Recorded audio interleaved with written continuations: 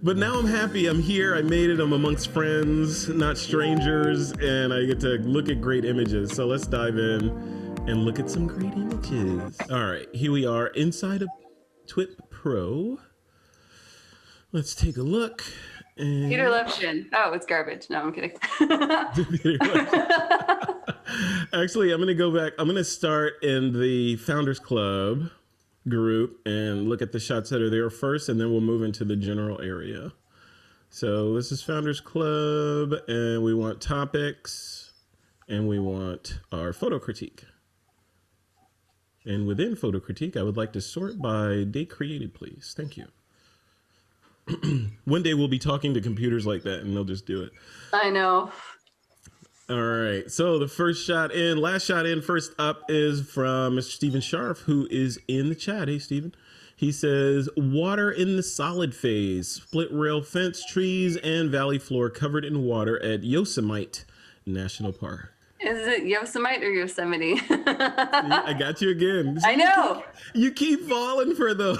I'm blaming the vaccine. It's making me dumb. It's not giving me superpowers at all. I'm just getting dumber. Yosemite for you know, yeah. Fancy people in the crowd. Well, every now and then, like H.R. Giger, I'd been pronouncing as Geiger my whole life, and then I was like horrifically corrected by someone who was a huge fan and who worked with the guy, and he's like, it's Giger, and I was like, I've only read it, I'm sorry. I'm the same way. I thought it was Geiger as well. So yeah, it's Giger. I was completely wrong. All right. Well, this is clearly not H.R. Giger type. Yeah. No. I don't see any naked robots or patterns or anything in here. Yeah. No, like strange sexual undertones. No, none of that. No aliens or anything. Yeah. So, what do you think?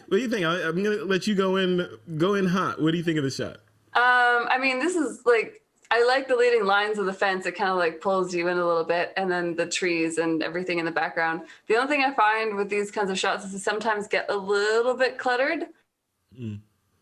Like shooting snow, especially snowy trees and everything, is so difficult, whether it's in color or in black and white. The one thing that I find a little bit distracting is on, like, if you follow the fence line up, there's a little dark spot there, and it could be the internet, but I can't really tell what it is.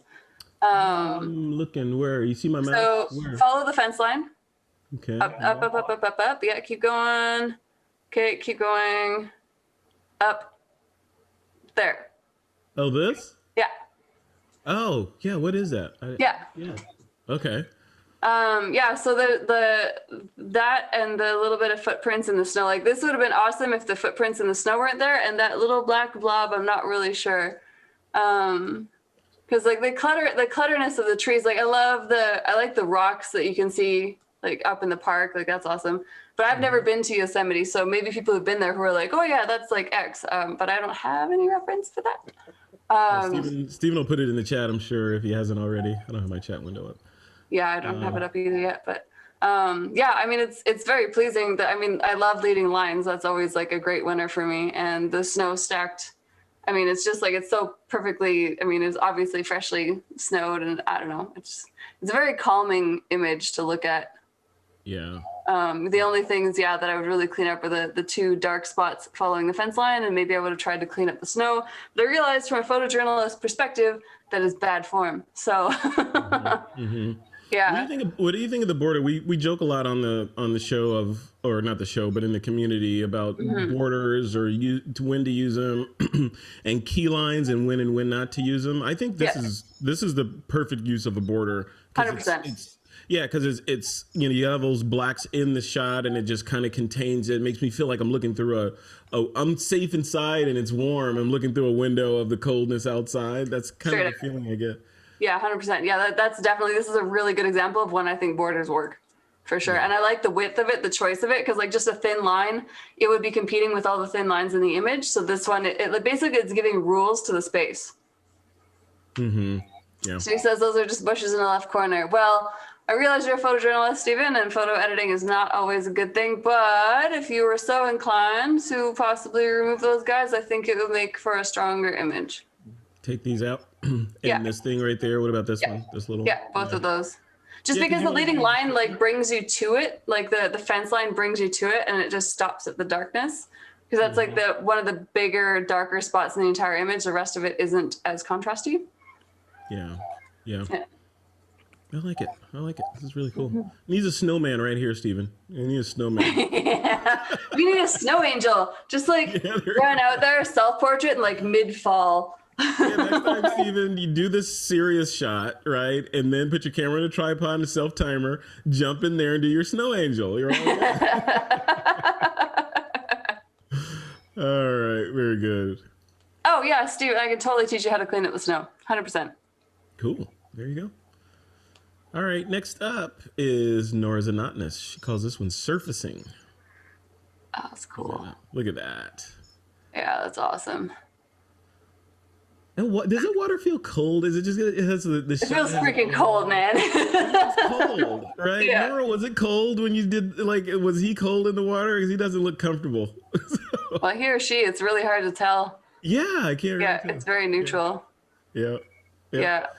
Really interesting. I like the shot a lot. I like the non-standard crop. I like that it's just close up. I like the distortion on the eyes because we first we look at the eyes, right? We go in, especially when it's a shot of a face. We can't help but not look at the eyes, or but look at the eyes. So I go in there and then I'm disturbed because they're distorted, and then I understand why they're distorted because of the water. And then I look at the turbulence, and now I'm feeling cold and wet, and it really pulls you into it. What it's a super visceral image, and like normally I say textured images like this look best in black and white, but this is not that image. I think the color here really helps pull it all together.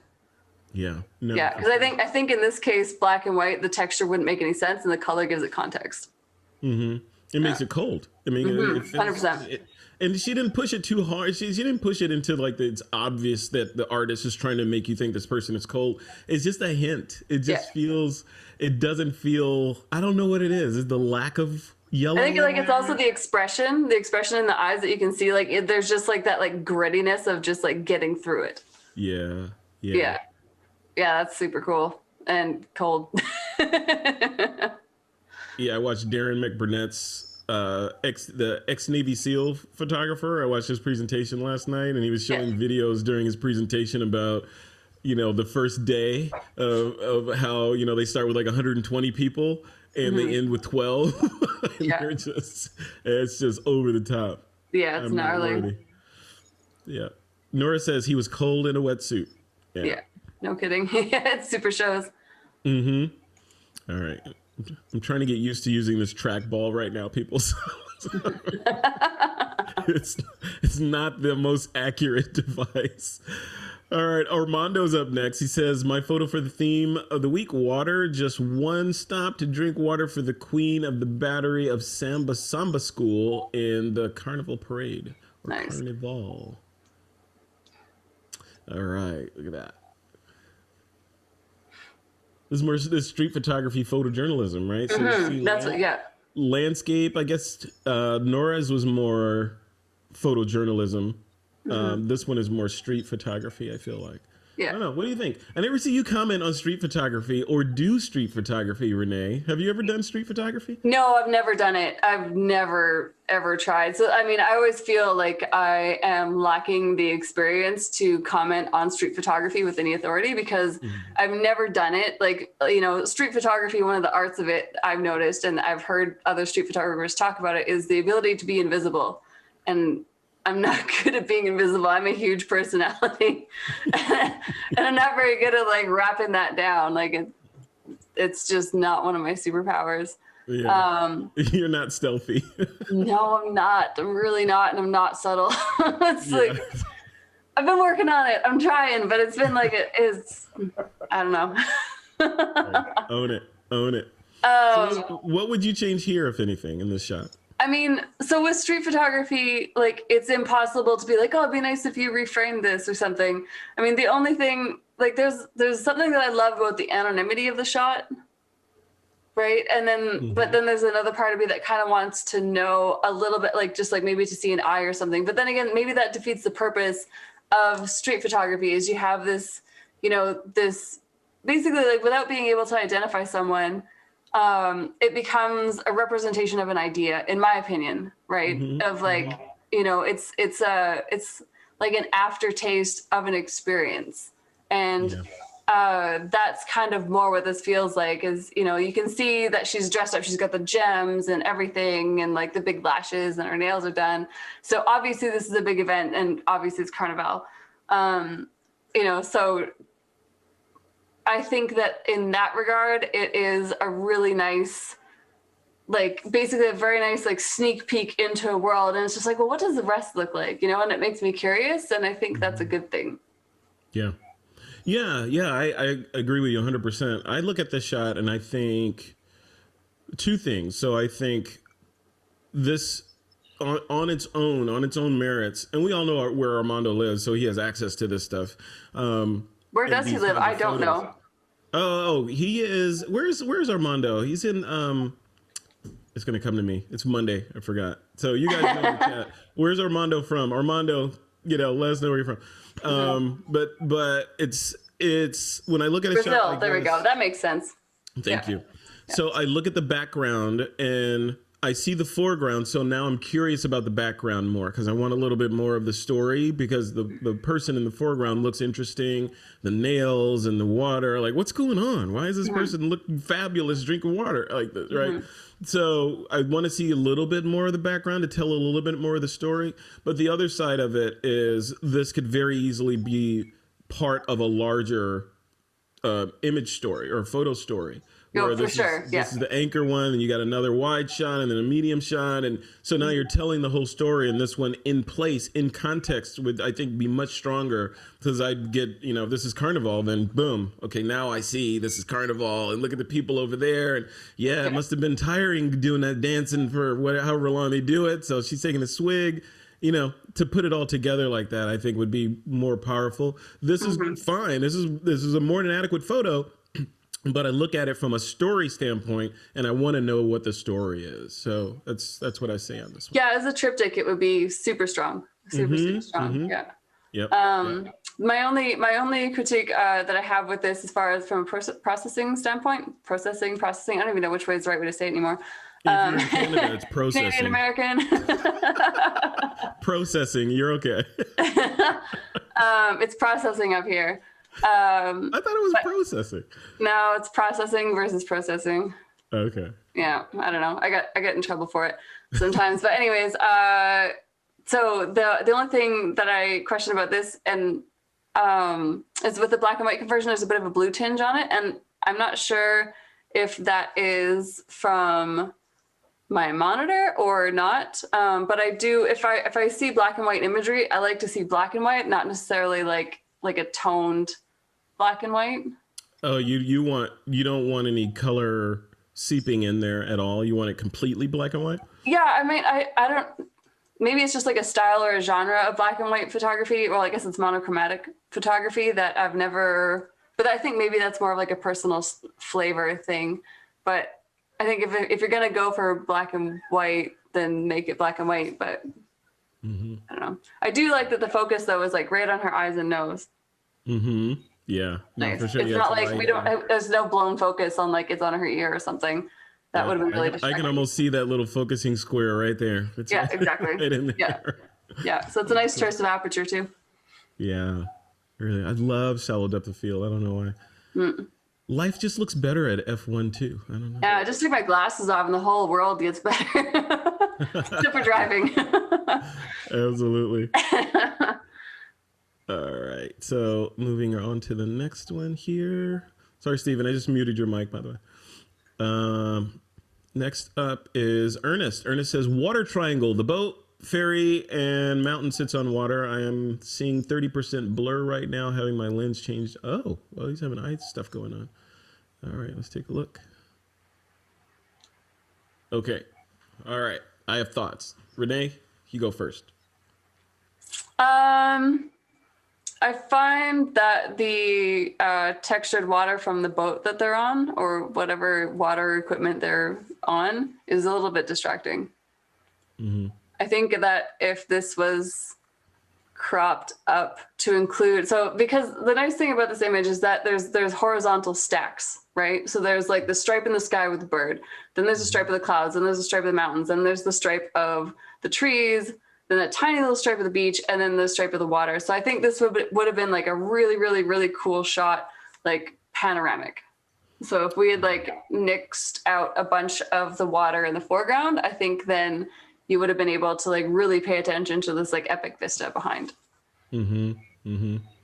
Yeah, I agree. I think my brain is having trouble trying to figure out what the artist is trying to tell me here. Like, is it what's the subject of the shot? Not that every shot, the whole thing can be the subject, right, in a landscape. Yeah.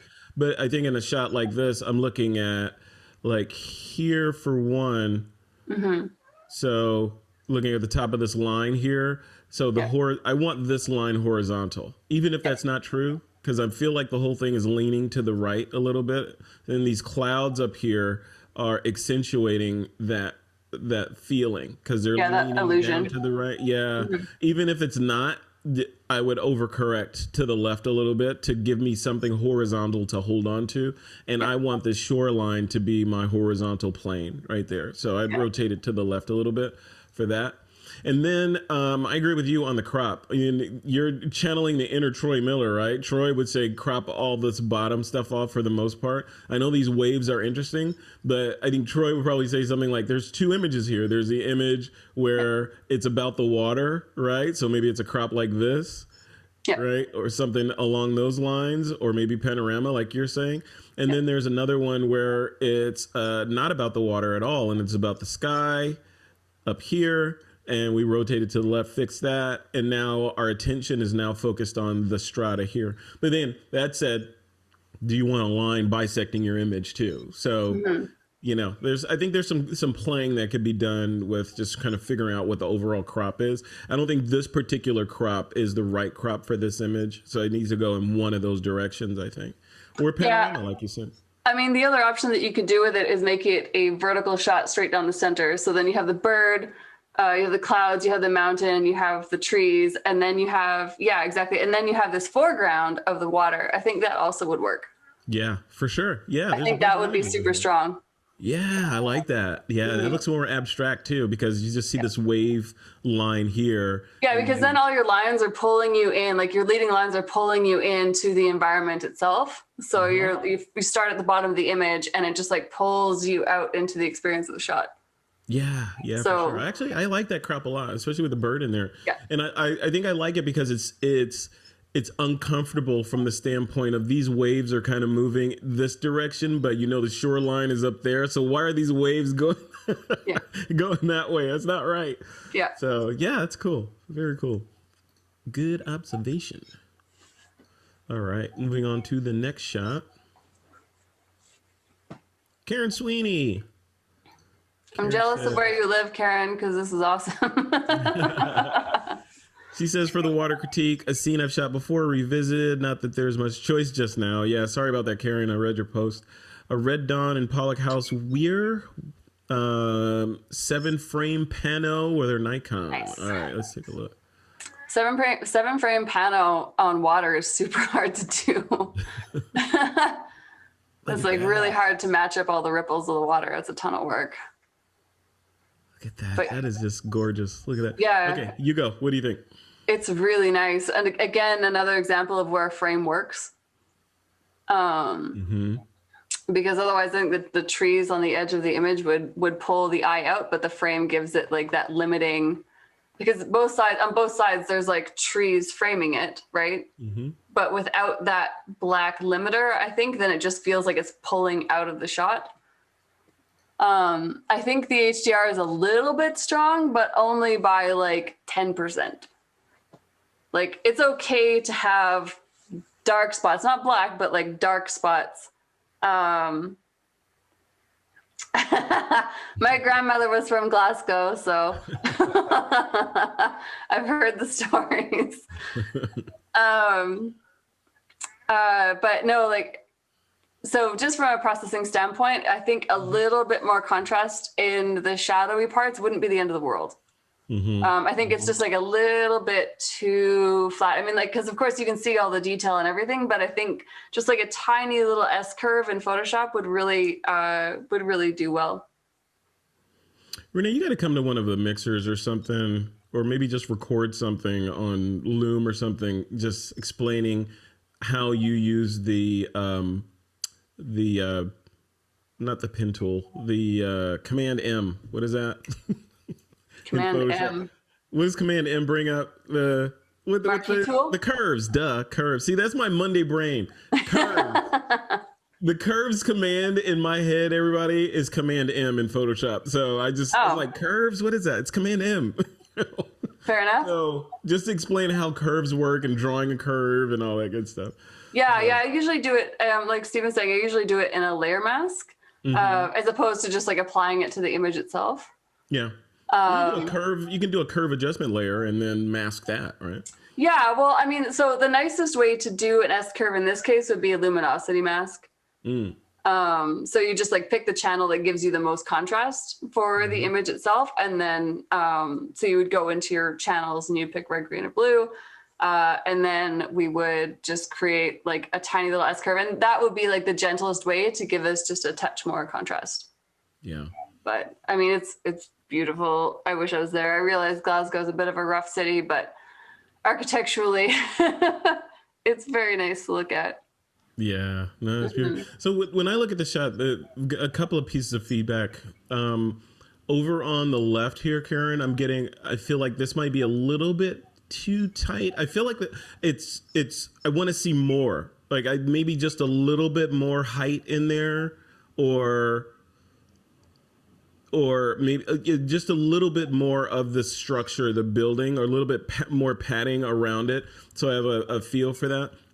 And then the other thing is kind of like the other one. I don't know if this one is impacted by that too much, but that horizontal, because I know she's spot on with her horizontal, but optically, when I look at shots that are kind of weighted off to one side, optically, I feel like it is adjusting the mental horizon. Even though her lines are straight, I was just drawing the cursor, like her lines are perfectly straight here. So that is vertical. The one thing that always happens when you're photographing older buildings like this is that stuff is almost never horizontal or ever vertical perfectly anyways.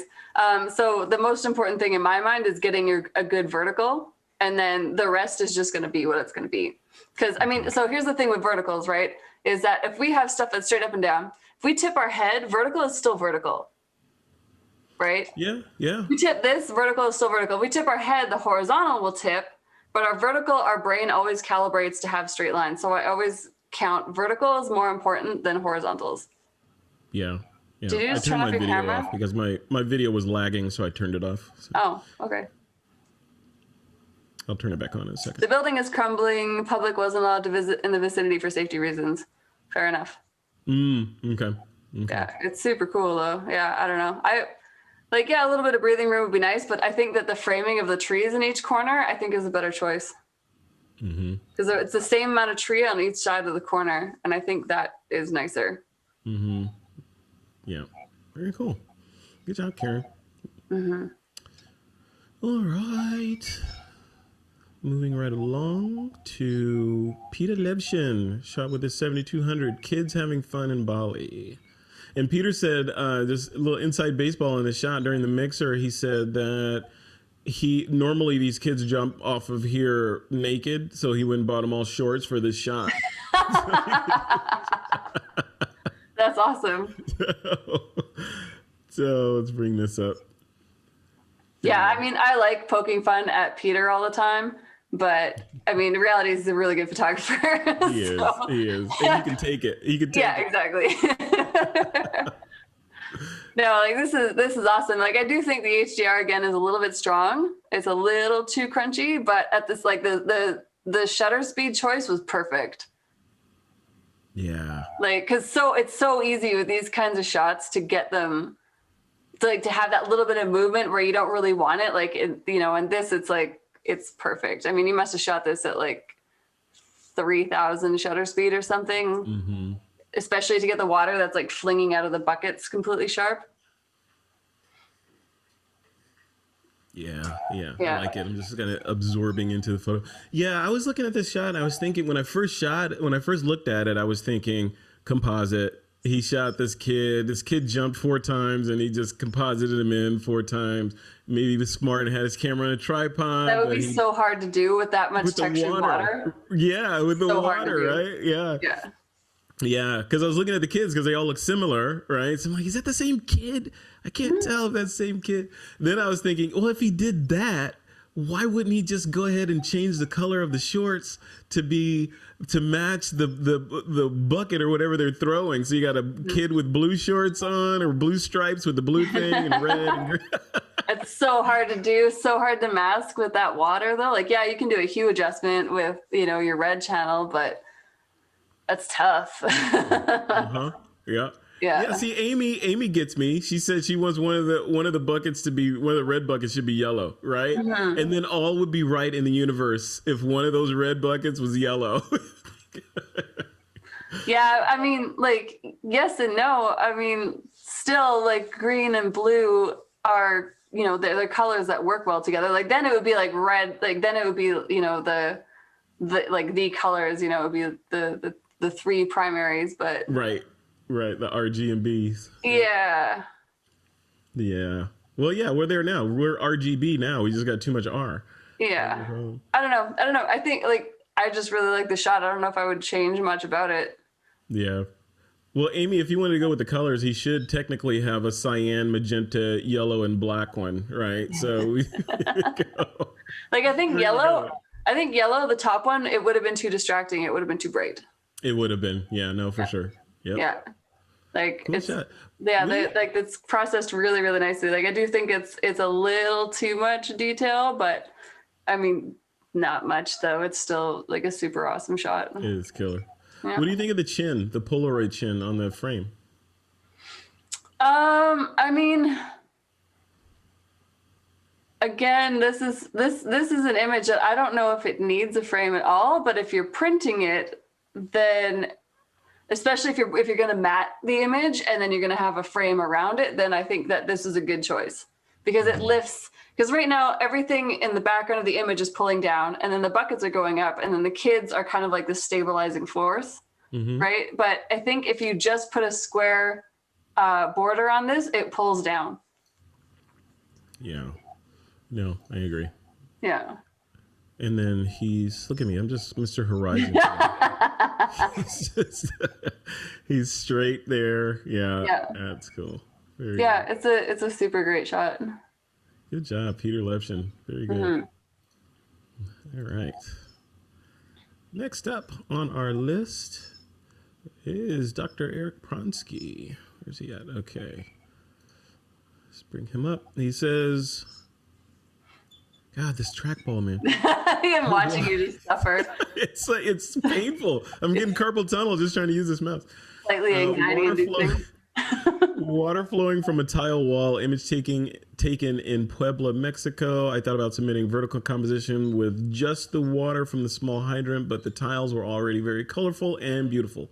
Your thoughts? All right. Huh, interesting. All right, I got to do my thing again real quick. Hold on. Are we straight, Eric? I think your verticals are straight. I guess we don't want to use that. Hold on. Let's use the different tool. This one. Yeah, the verticals look pretty good. Is it? Yeah, it's straight. It's spot on. Look at that. Yeah. And is this one? Yeah, it's pretty darn straight. Yep. Yeah. Okay. All right. What do you think? I mean, I think it's really nice. The only thing that I find slightly competing with it is we have so much texture in the tiles and the paint and everything, and the water is so glassy smooth. I wonder what this would have looked like if it wasn't taken as a long exposure. Like if the water was crispy enough to have texture like the tiles do. And I'm not sure then if it would make it too busy either though. So like it's kind of hard to say. I would love to see a little bit of punch in the vibrance and the contrast though. Yeah, I agree with that. Yeah. I look at the shot and, you know, I'm kind of torn, right? I agree with you. What would it look like with a fast shutter speed where we could see water splashing and high frequency versus the lower frequency down there? But I also look at the colors, and this feels like it really wants to be saturated. It just feels like it wants these colors that are begging to be shown and saturated, but yet here they're a little bit desaturated. So I struggle with that because it looks great as it is, and if that's the intent, then that's 100% fine. But when I see color, I want to see color, right? I like I want to see it pop out. Steven in the chat says he likes the soft color palette. Yeah, so it's completely subjective. I like vibrant colors, and I think the world looks better, like I said, at f2 and with the clarity slider cranked up a little bit. That's the world. Yeah, so like in this case, I think this is just another example of like a gentle S curve would probably benefit it really nicely, because then it would increase the contrast a little bit and then increase the saturation a little bit, without making it look like, crazy HDR, or like, because the lighting in this scene doesn't have high contrast, right? Yeah. Like it's not like a contrasting shot. I just think that like just a gentle S curve would really, really, really help this. And you're going to show us how to do that gentle S curve, right? I can. Right. I mean, there's a bunch of different ways to do it, but yeah. Yeah. Well, as is Photoshop, right? Everything has 15 different roads to get there. 100%. All right. Thank you, Eric Pronsky down in Tejas.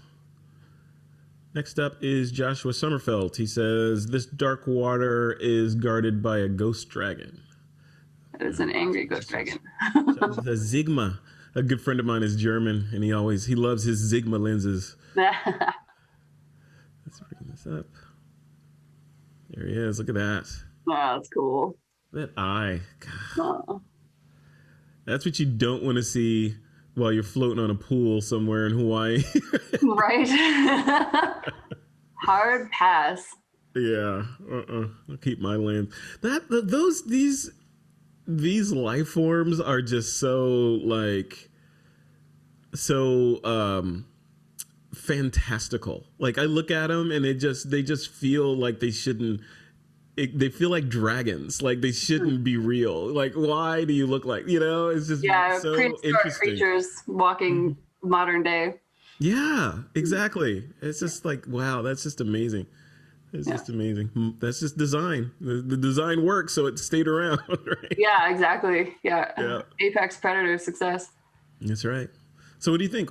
I'm curious what you think about the processing as well. I particularly like the contrast in this shot, because it almost feels like Joshua managed to catch him as he was surfacing from the water.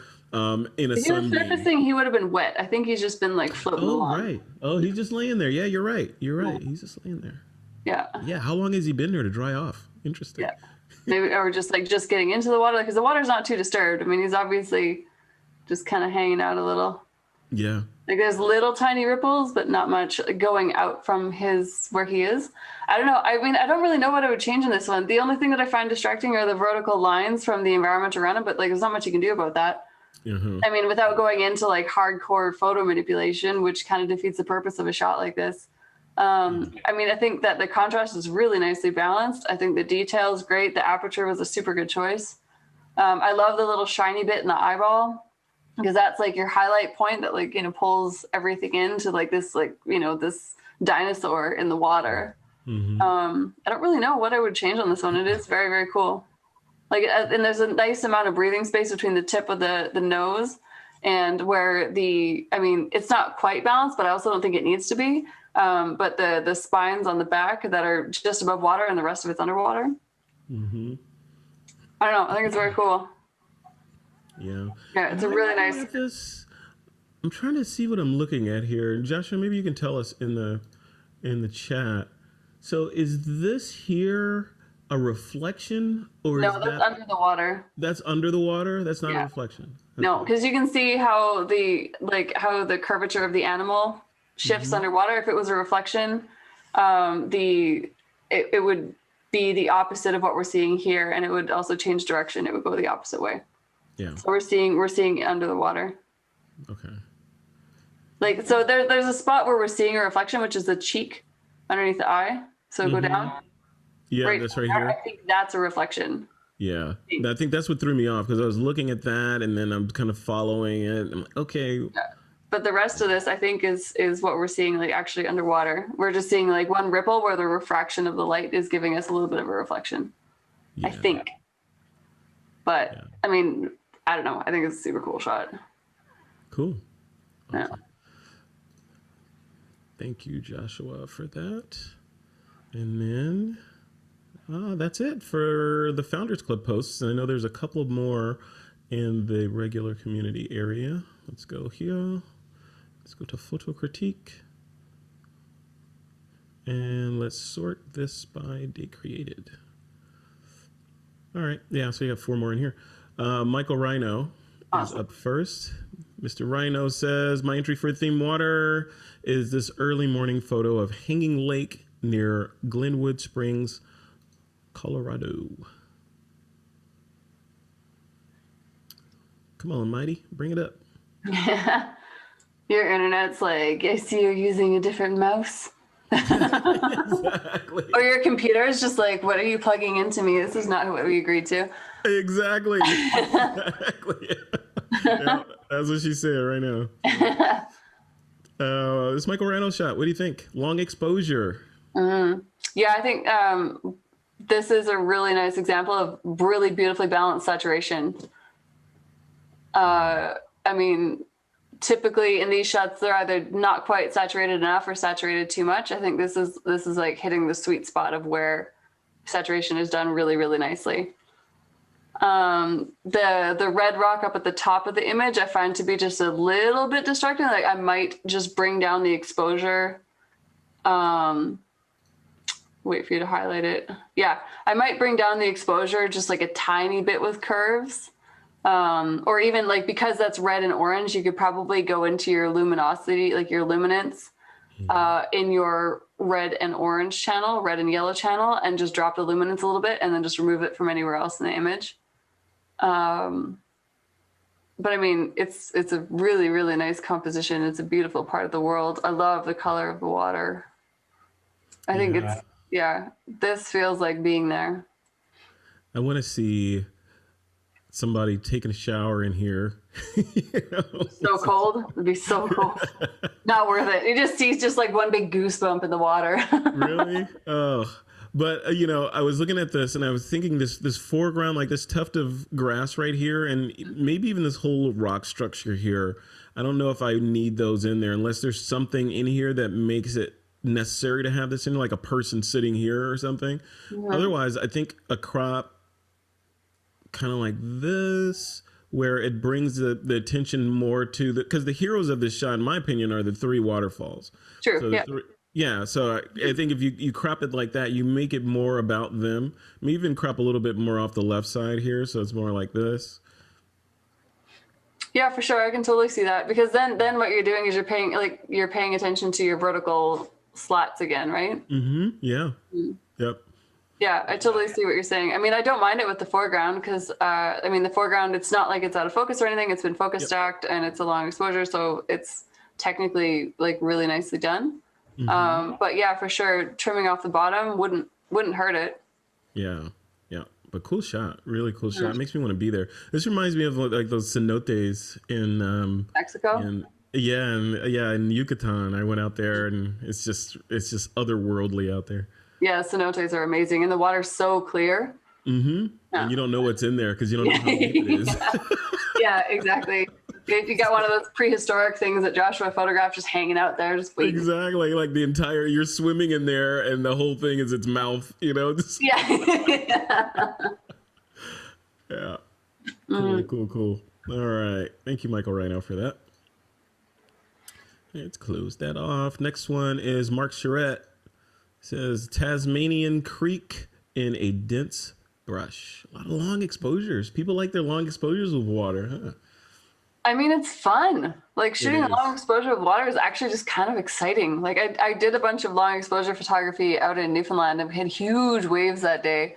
And I was so excited to have the like just crap photos. They were absolutely awful, but like I was just so excited to be out there just like photographing water long exposure, just like, oh, I wonder what like this size of wave is going to look like under this shutter speed, and just, I don't know, it's fun. It is. It is really fun. I think it's fun because we as most of us are human, perceive the world in a certain way, and it's hard for us to perceive the world when you compress or stretch time, right? Mm-hmm. With this, we're compressing time or things that happened over a span of time into a single frame, or the opposite would be like time lapse type photography, right? So doing this, I think, instantly makes a shot more interesting because it's something that we don't normally see every day. So we look at that water, like, is that water? Is that cotton? What's going on? Oh, it's flowing. Oh, I get it now.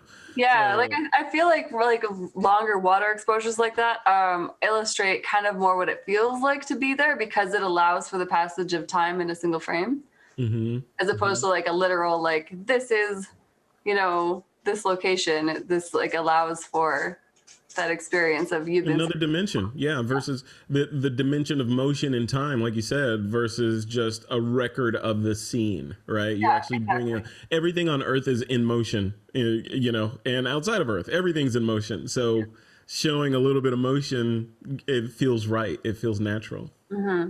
Yeah, this is really nice. I mean, I find these kinds of shots are so, again, like shooting trees, like Steven's shot. It's so difficult to make something so busy make sense. But I think this is a really nice example of it.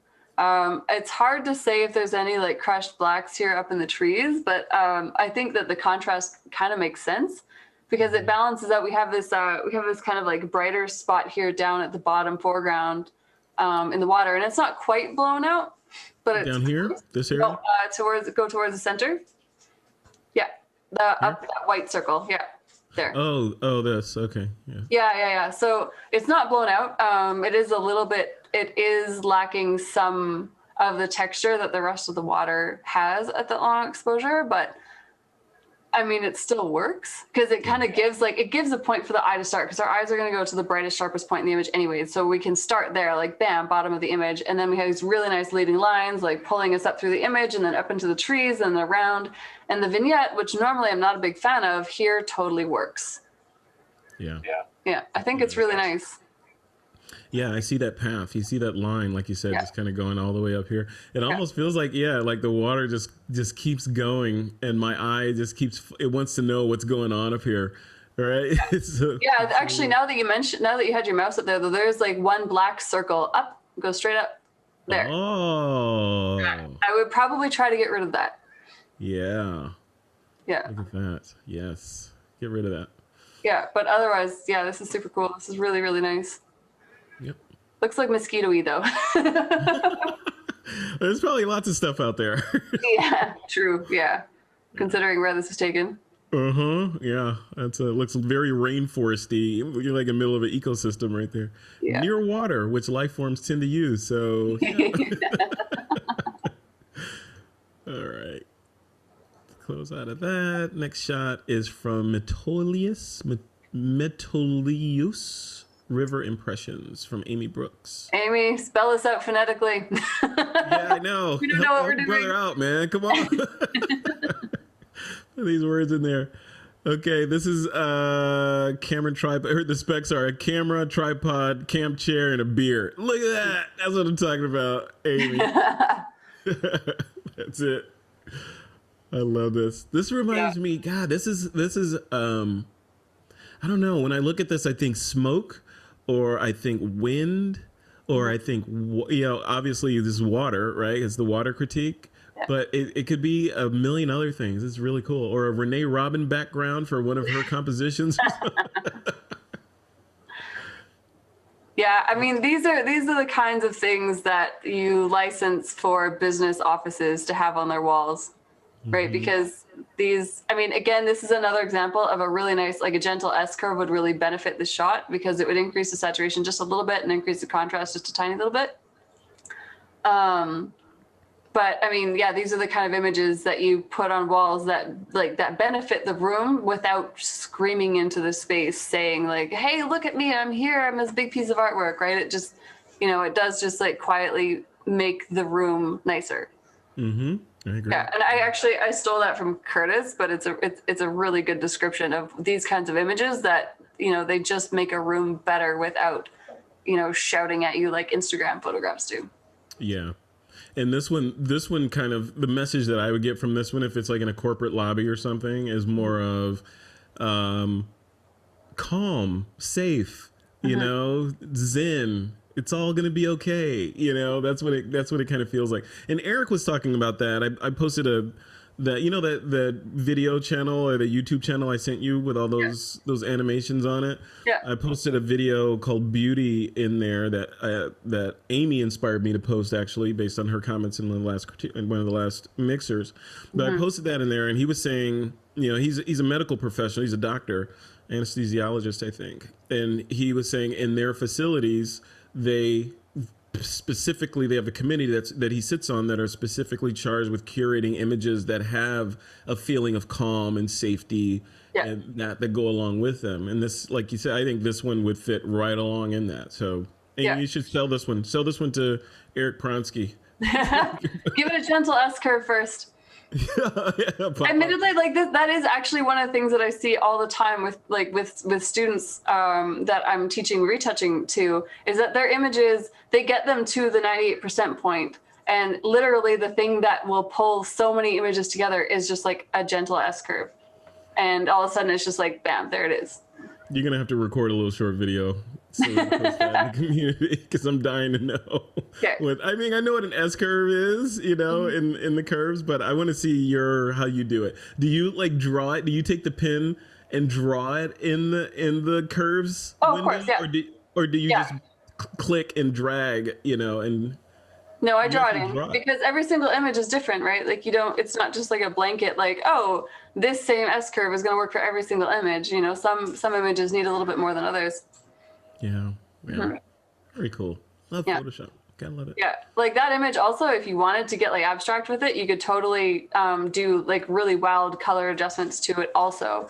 If you were really wanting to go for like an impressionistic view on it, you could pull your hue saturation all over the place and, really tell, like you completely change the kind of story you want to tell with it if you wanted to. Mm-hmm. Yeah. You could really have fun with that. Love it. Yeah. Yeah. Like you said, you could do a triptych with this, with different processing on each one. 100%. Like cut it into 3 vertical slices and 3 different colors on each one. Yes. That would be cool. That's what I'm talking about. All right. And our last shot is from Mike Doran. Mike says, I shot the shot in early 2020 with a visit. With a visit to Goat Rock on the Sonoma coastline. I used the Olympics EM1X. Go. Okay. Congratulations. I think he wants to say the conditions were cold with blustery. All right. Let's take a look. Oh, yeah. All right. Here we go. There were 2 more images from Craig and Michael somewhere. We'll do those after. Okay. All right. I'll take a look. Nora, thank you. Yeah, it looks cold. This looks like a painting. I would definitely trim off that foreground, the black stuff on the bottom. Mm-hmm. And I would trim a little bit off the top. So I would probably make this, I would cut it just above the clouds on the right-hand side. Yeah, right there. Just a little bit higher than that. Yeah, right about there. And then I would trim the same distance off the bottom, so equidistance off the bottom, and then, that's what I would do. A little bit like that? That? Yeah, I think that would look awesome.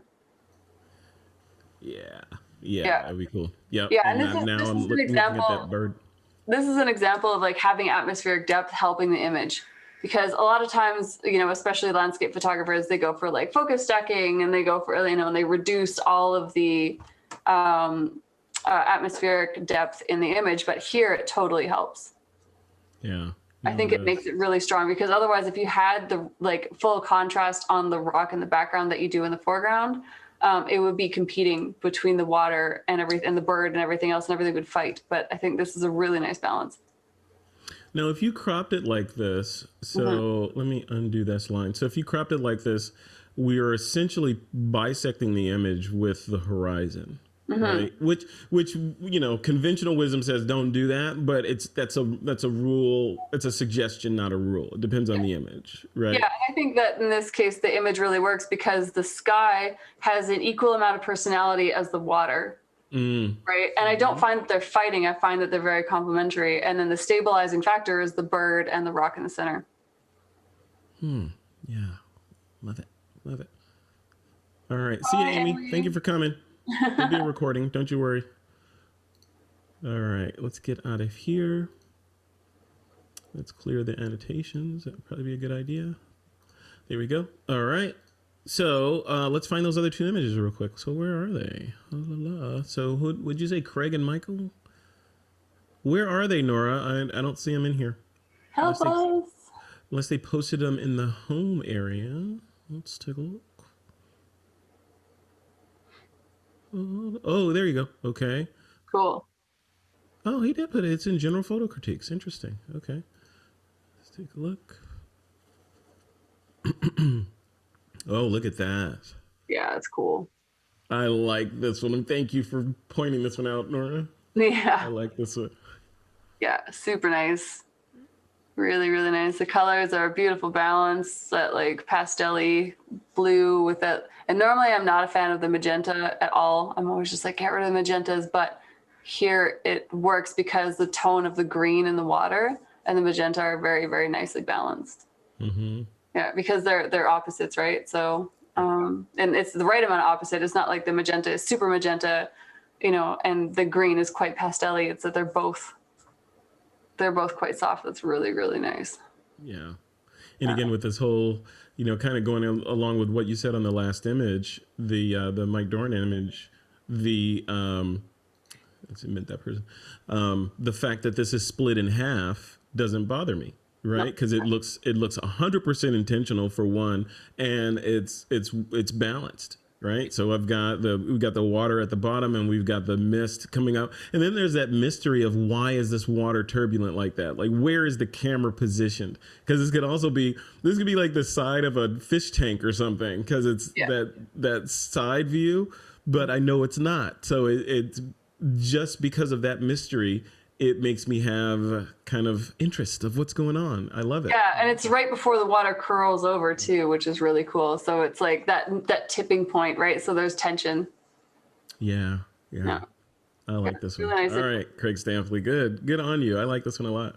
Yeah. Very nice. All right. And there should be another one in here.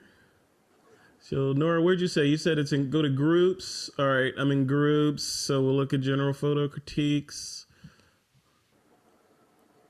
There's Craig's. There we go. Here we All go. right. Yeah, just that one then. Okay. This is from Michael Brown. Yeah, Mighty is chugging along today, ain't it? Yeah. All right, so we've seen this shot before, right? So this is kind of an iconic shot of a water droplet that we've seen, in textbooks and all that. But executed from a member, I've never seen a shot like this, I don't think, from someone from the community. What do you think of the shot? I mean, I've tried taking this kind of shot before and it's so hard. Is it? You Yeah, just it's gotta catch it super at the hard. right moment. Yeah, that's what's hard. And like getting the right shutter speed and then getting the right kind of reflections in the water drops itself to not have distracting environment stuff around. It's like way harder than it looks like it should be. I think the saturation is really nice. The framing is really nice. I mean, there's a little white highlight here on the right hand side of the frame that's like just like that little dot, and then to the right of that there's these two bright horizontal spots, right there, and then one right above it. Yeah. Yeah, in this section right there. Yeah. Just a little bit distracting, but also not that much distracting. It would be nice if it was very similar to the other side, because then you have symmetry, right? Because the water drops are super symmetrical. It would just be nice to have those highlights there, like being similar to what's on the other side of the shot. I think that would be very fun. Yeah. Yep. I agree. Yeah, I look at this shot and I think, yeah, I agree with everything you said. I like the fact that it's very symmetrical. I feel like the you know how when things get too close to the edge of the frame, it adds that sort of negative tension. Like, is it going to leave? You know, so I feel like I need a little bit more headroom in there. I don't know if the headroom is going to come from zooming out on the whole thing a little bit, or a vertical crop, or you know, just sort of extending the frame up a little bit just to give that top water droplet someplace to go into. Yeah, what you could do is just move the crop up, so lose some of the blurry foreground stuff here with the other vertical drop that's bringing your eyes down. Like, so the reflection. Yeah, I don't mean that. So let's switch to this. So you're talking kind of like here, so crop up here, right? Yeah, so, yeah, exactly. Yeah, I think that would be really nice.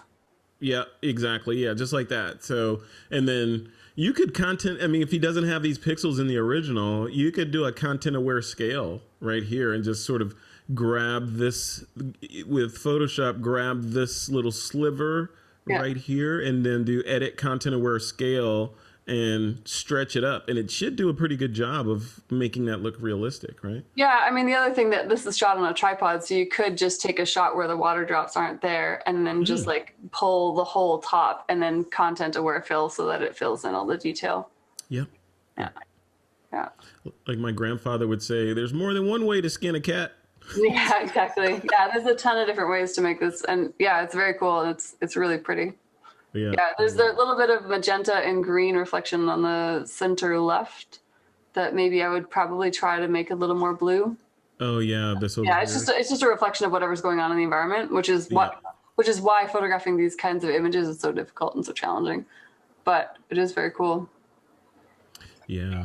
Yeah, I've never tried to do this. I want to try to do this. Really so hard. I spent an evening just I found a flower when I was out walking, and so I got a mirror and I put it on a table and I poured water on it and I put the flower down and I went to get the drops of the water in reflection in front of the flower, and it was super difficult. Yeah. The image is like below average at best, but it was a super fun way to spend an evening. So yeah. Well, hey, maybe that'll be in an upcoming challenge. You know, freezing water or high speed photography or something like that. Yeah. You have a favorite? I have a favorite. Do you have a favorite? Oh man, I don't know. I mean, it's kind of hard to pick. It's hard to pick, right? So you can pick my favorite, Renee Robyn. This one's my favorite, right here. Hold on. That one. Yeah, that was. I think I like that. I think that may be my desktop for the week. Yeah, that was the one. Imagine a hard drive icon right here and a bunch of folders. That's what's going on here. Oh, I like that. I like that one a lot. So, okay. Do you have any other suggestions for favorites, or you want to go with mine? I mean, that was kind of where my head would have gone. I mean, the other one was Michael Rhino's, just with that horizontal. Oh, right. Yeah. So I'll put all these shots as I normally do, folks. I'll put them in the This Week in Photo post for the critique, and I'll share the link out in a little bit. That's it. So I'm going to stop the recording now. So we'll do our little post-game chit chat where you guys can beat up Renee for her incorrect assessments of the photos. And folks that are watching the replay, make sure you get images into next week. Oh, for the week after next. I don't think we have a topic picked for the week after next. So look in this blog post. By the time I post this, it will be in the blog post and also in the community. You'll see what the topic is. And it'll probably be in there either today or early tomorrow at the latest. All right.